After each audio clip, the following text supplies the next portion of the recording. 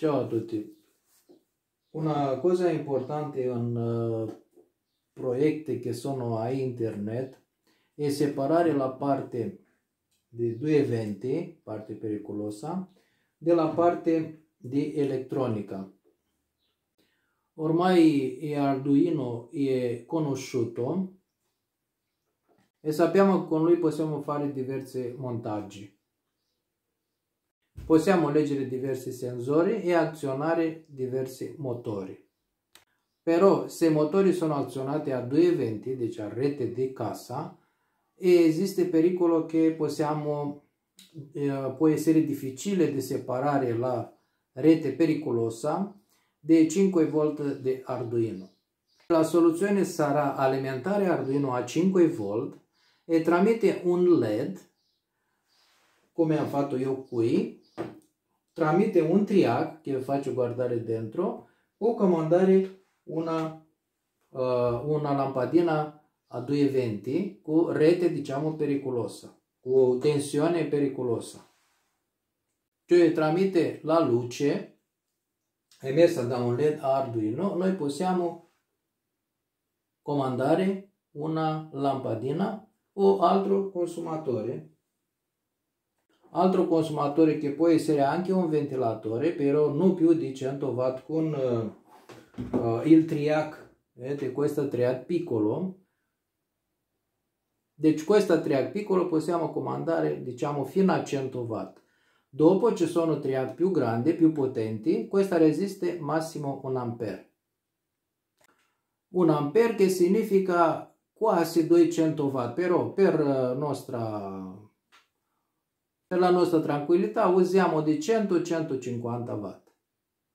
Questo ventilatore ha una potenza di 40 watt. Vedete qua? Deci una potenza piccola. Cioè se mettiamo il ventilatore qui e con la questa, quando facciamo, vedete, lui comincia a girare. E quando lo illuminiamo, lui guardate.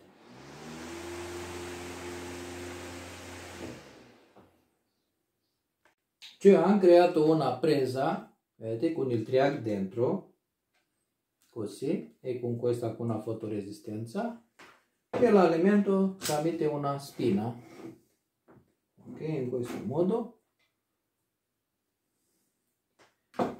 E metto spina. In questo modo io sono protetto da corrente alternativa. Deci posso toccare questa che non c'è niente. E tramite quando io metto un alimentatore, un consumatore, in questo caso ho luce da Natale, deci un mazzo di luce di Natale, la inserisco,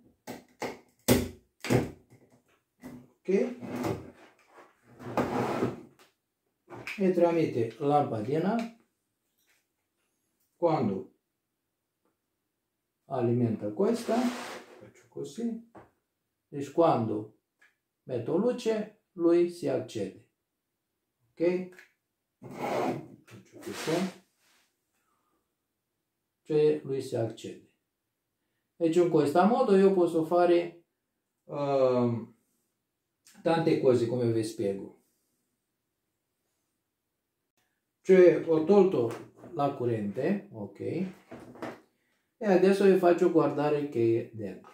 Deci cioè ce l'ho questa, il modulo, deci forse la toglie fuori per si vedere bene. Dopo, come vedete, il modulo è semplice, deci ce l'ho una fotoresistenza e il triac, ok, e queste due fili che viene in serie con con la presa. Deci un filo viene da qui, entra într-una parte di presa, ok? E quest'altro l'hanno collegato qui, viene verso modulo e dopo entra in quest'altra presa. Deci lui è in serie. E illuminando questa fotoresistenza, lui chiude il contatto e fa il circuito che si accede il consumatore.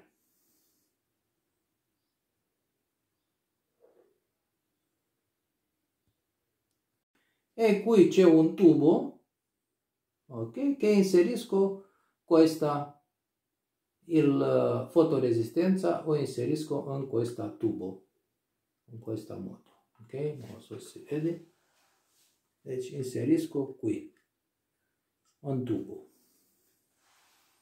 Vedete, ho inserito resistenza in questo tubo, così, e questo è modulo.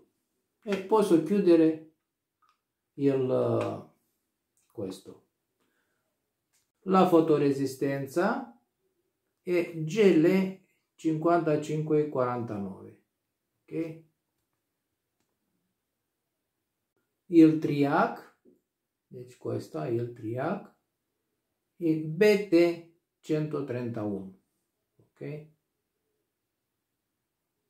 Come ha detto prima, lui resista fino a 200 watt, però è indicato per non dare più di 100 watt, ok? Deci sotto 100 watt, usate, perché lui è piccolino, se volete sono altri più forti che potete dare watt di più, però deve usare anche radiatore, altre cose perché lui si riscalda. Però questa fino a 100 watt potete fare esperimenti tranquillo, anche se si brucia, costando poco, non sarà per voi un investimento buttare tanti soldi.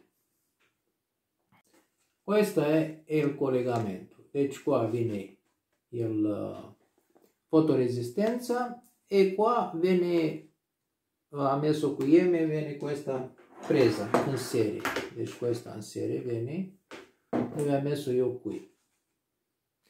E qua si lega 220. Io ho qui un modulo wifi che vi ha detto, vi ho fatto qualche filmato, che è già programmato tramite web per se aprire questo piccolo LED da qui. Qui c'è un piccolo LED, non so se si vede. Ho inserito il 5 volt, ok, l'ho alimentato. Adesso vado a connettermi e questa da qui.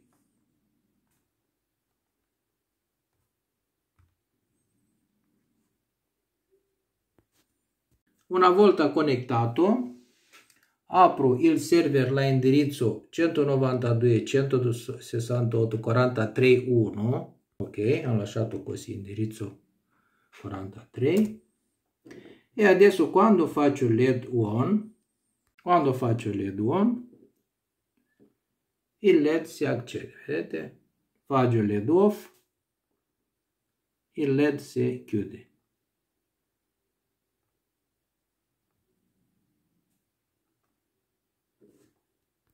Cioè adesso ho messo questo modulo qui, deci l'ho inserito qui, ok, per essere quella LED blu, e quando faccio LED on, chiudo questo che è uscito, quando faccio LED on, luce blu si fa blu, ok, vedete, luce blu e accedi la luce. Quando faccio off, il LED blu si chiude e si chiude anche la lampadina. Posso mettere direttamente un LED tra PA0 a questo modulo, così, e quando faccio on, ok,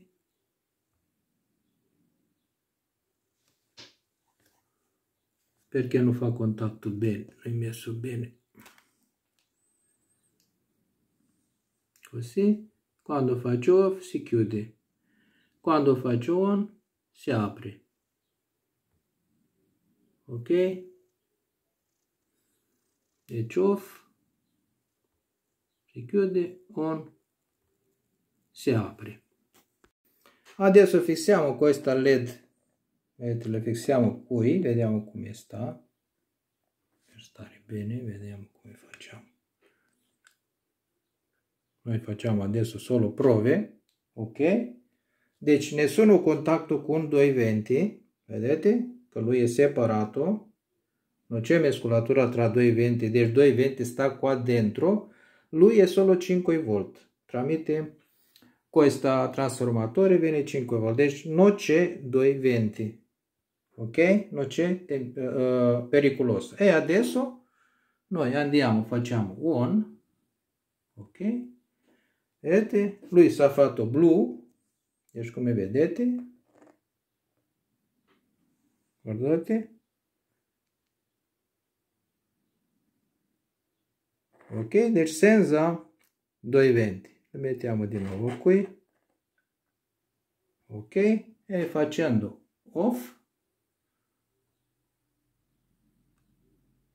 deci LED è chiuso e lampadina di 220 è chiuso. Deci in questo modo noi possiamo comandare tramite un piccolo LED. Normalmente doveva mettere una resistenza in serie, non è raccomandato usare LED diretto in modulo perché lo può bruciare, però per questo esperimento hanno fatto così. Deci con una piccola tensione, con una piccola luce, noi possiamo comandare una lampadina di 220, eventualmente sostituendo questo piccolo pezzo con uno più grande, un BT 136 o BT 16 che può andare fino a 16 A, però si deve mettere bene raffreddore, serve una base in alluminio, così, e potete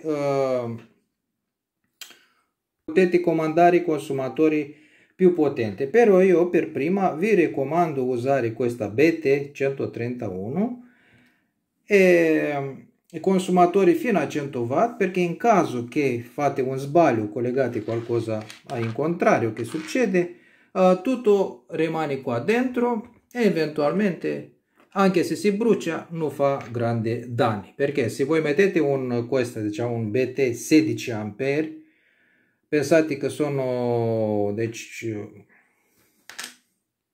cioè con questa arrivate fino a 3000 watt. Cioè non vi raccomando per fare esperimenti fino a 3000 watt che eventualmente si scioglie tutto. Deci, prima cominciate con questa piccola fino a 100 watt e comandate diversi consumatori. Come vi ho detto, una striscia LED, una lampadina, un ventilatore. Anche il LED consuma poco, come vedete, le potete alimentare anche con una batteria di 3 volt. Guardate.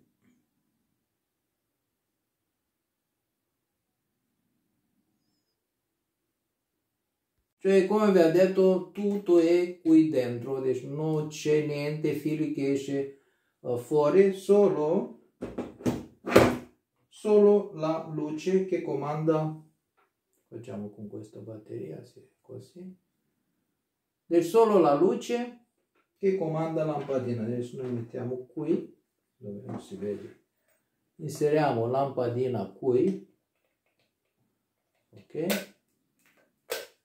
Inseriamo lampadina qui, deci tutto pulito, non tocchiamo niente, e da qui quando avviciniamo la lampadina si accende. Questa luce, essendo da un microcontrollere o da qualcosina piccolo che consuma 5 volt o 3 volt. In questo modo potete fare tanti esperimenti o entrare in mondo di microcontrollere per leggere diversi sensori e comandare i motori o diverse cose che funzionano a 220 volt, che sono troppo difficili da accompagnare con microcontrollere. Praticamente per questo anche non si sviluppa troppo il microcontrollere, perché barriera tra queste tante cose sono fatte a 220, deci a tensione pericolosa. È difficile comandare con microcontrollere che utilizza 5 volt. Se fa, sono soluzioni, però questa che vi dico io è più semplice e più protezione, come ho detto, perché tutto rimane qui dentro scatola, non avete niente file fuori. Perché come vedete questo è un son off, deci un relè, diciamo wifi, come ho fatto io guardare prima, però tensione pericolosa di 200 volt, deci questa 200 volt, sta vicino alla tensione di 5 volt.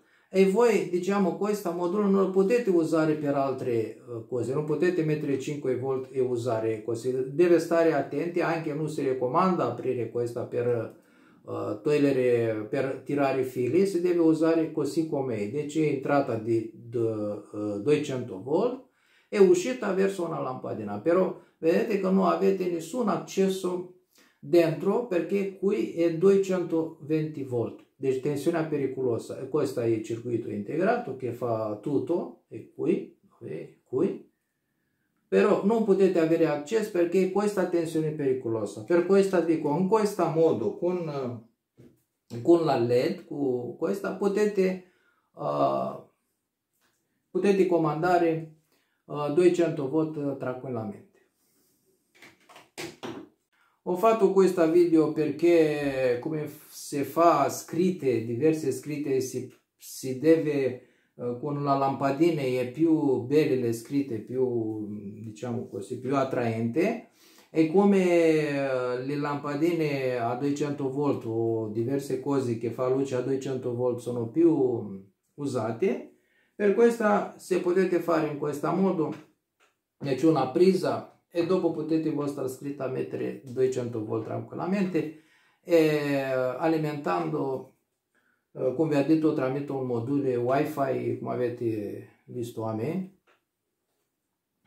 Sono curioso quanto da voi sarà per replicare questa che hanno fatto io qui, e vedrà che è facile e divertente.